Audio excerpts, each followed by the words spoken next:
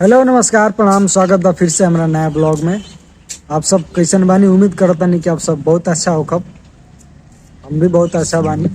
और ये देखी बानी अभी हम पटना में। ठंडा धीरे धीरे यहाँ पे भी हल्का हल्का बढ़ गई बा।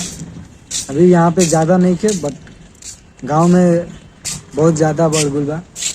और आप सबके बता दी कि एगो बहुत ही प्यारा गाना आइल बा एम्स म्यूजिक से, प्रमोद प्रेम यादव जी के। जोना गाना के नाम बा हिरौआ रोवाता। हार्ट टचिंग सॉन्ग बा। और स्पेशल उमें हमार भैया रंजीत यादव बड़ी बेहतरीन एगो दुल्हा के किरदार निभैले बाने।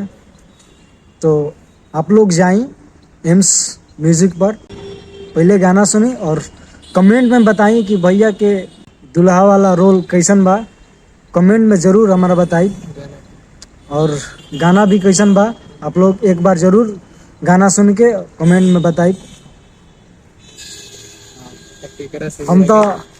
हम ये गाना के 10 से 20 बार सुन चुकल बानी।